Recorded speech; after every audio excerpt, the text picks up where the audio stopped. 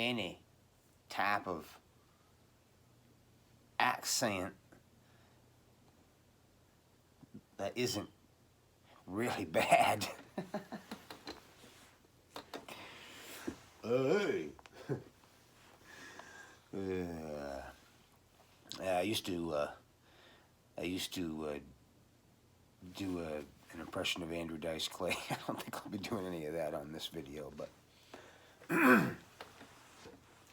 maybe something that's pretty offensive. That was me, years ago. But so, what I want to talk about is that this world that we believe that we are in, believing anything is not a good thing. And speaking in grammar, I started down this road of it all started by watching a video of right to travel. I'm like, what the hell is that? And so I watched it, and I'm like, wait a minute, if this was true, everybody would know this. And so I did a little more research, and I'm like, okay, they're citing statutes and codes of, something called the Uniform Commercial Code, right? And I didn't know what the hell that was, and they're citing Supreme Court cases, and so I'm like, wait a second, how could, it's like, it would be like, informationally speaking, not sure if that's a word, finding out that, Microsoft is about to go public and you can buy, the different types of shares, the different stock, it's called preferred stock, before it even went public, or Amazon, whatever it is. That's, speaking in an informational paradigm, that's what this information is. Nobody knows it. If you tell people, they think that you're trying to, this is how bad the programming has gotten. And I have no idea. I'm not a smart guy. I'm not successful. Why did I wake up? Right? Not that it's a huge blessing, let me tell you. I mean, it is.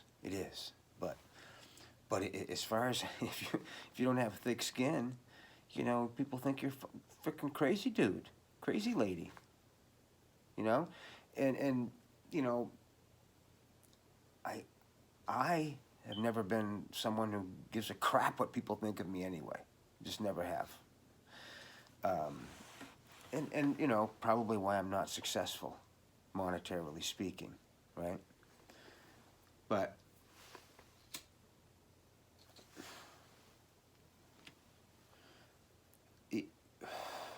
knowing these things, and I have to try to pick what information that I'm going to communicate first, so as their programmed brain doesn't shut down immediately. It's not their fault. These people aren't stupid. You guys aren't stupid. You're certainly not more stupid than I am. I have a GED. I don't even know what that acronym means. Is it General Equivalency Diploma? If it isn't, But I found a passion for this, and I'm so glad I did. I'm going to go on for a long time, so this will be some separate videos, so it doesn't take so long to upload. I mean, I don't know what the heck I'm doing, right? But the rules, the laws, the procedures, these have all been in effect for thousands of years. And so the elite have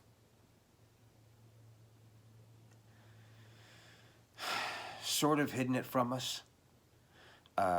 they have hidden it from us. However, at the same time, they've put the truth in plain sight. So it's done with symbols. It's done with a language. It is a Babel language. It's literally called Babel. And, you know, I'm not, I don't get into religion at all. So I don't say anything, nothing, don't take anything I say that I'm against anybody of any faith. But the the origin of Judeo-Christianity is of, certainly has, it smells of some transposing of laws and procedures, for lack of a better term, from the Babylonian Talmud.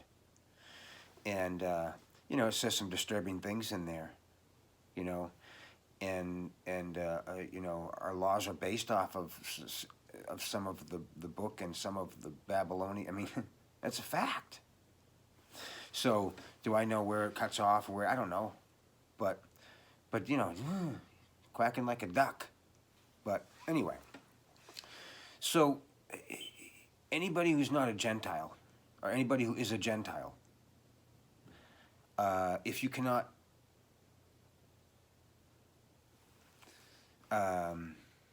win by using their law, the Judeo-Christian individual, if they can't use their laws, then they'll try to use your laws, and if they can't, if that doesn't work either, then they'll use subterfuge. And you know, you can see it in the law. Do you know how to read a legal paper? Because when the Constitution was written, okay, which gives you nothing as far as rights. Constitution gives you no rights. You had those rights when you were born on this soil, period. It's got nothing to do with a piece of paper that some dudes wrote. You know, all that did was put them on paper. So, oh great, the furnace is going. That's good. So,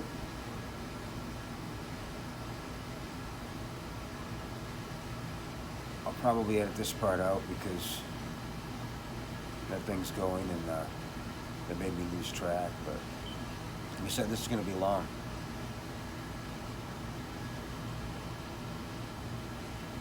I'm going to jump all over the place, but if you listen,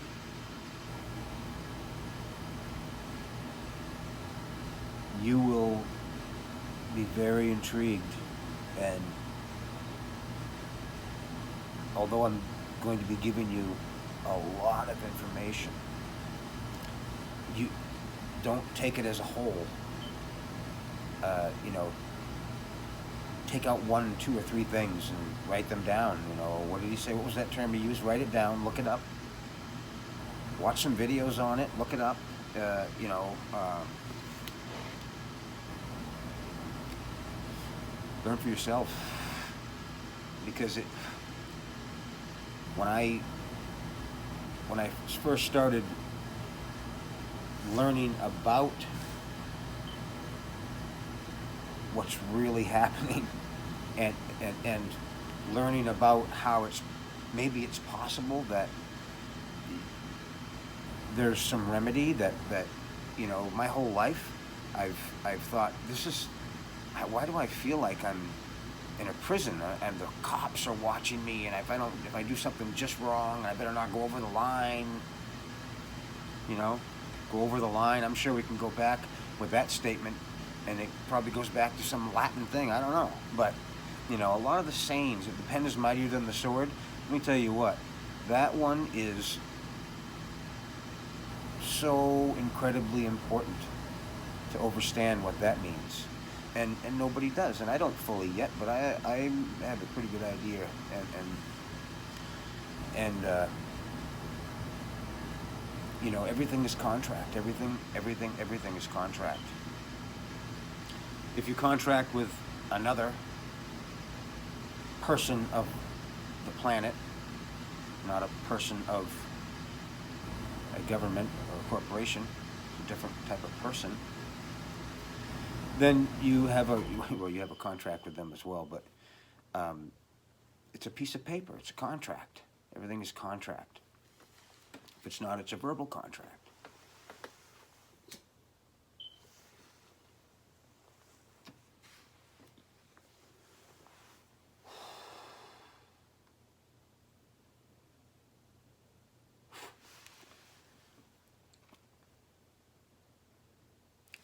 Because this has been going on for so long,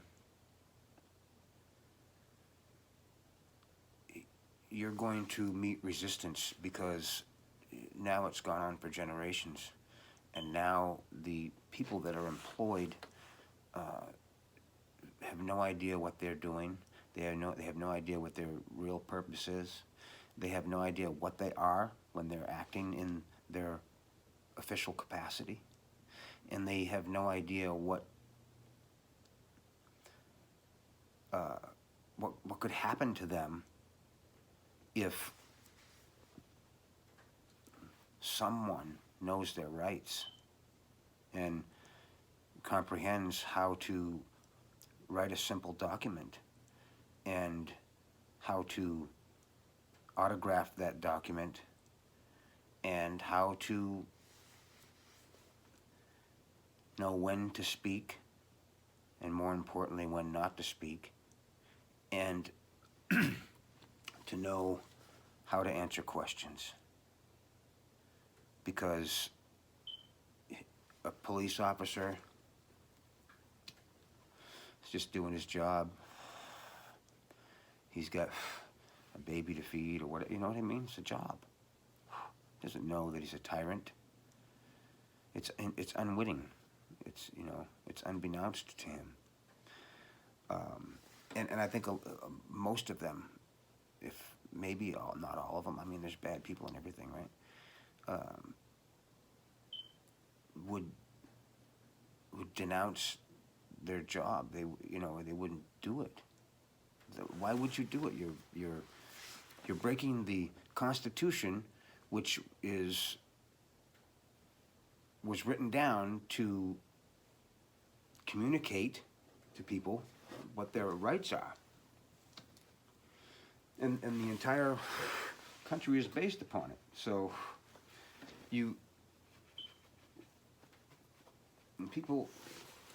I hear people say, well, you know, the Constitution, you know, it doesn't matter because in 1938, Erie Railroad versus Tompkins versus Erie Railroad or something. And that's when all the Supreme Court rulings from before 1938 are no longer valid. Presumed no longer valid.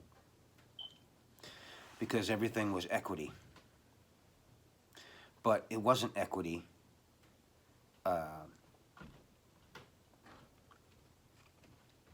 because in the law of equity, there must be a contract somewhere. Where's this contract that I signed that said I would put my blinker on? I don't remember signing that. I don't remember signing a contract that says that I won't speed. Should people speed dangerously? No. You know, nothing's perfect. You know, but to limit somebody, you know, from speeding, let me tell you what, if everybody out there knew their rights, there's going to be people out there that are speeding all over the place. And you know what's going to happen? Some of the other American nationals, patriots, are going to find the dude and say, listen, buddy, guess what? Things are going to turn out bad possibly for you if you keep endangering people, endangering my kids. You know, that's how things happened before we acquiesced. And again, this acquiescence started before my dad was born. And he died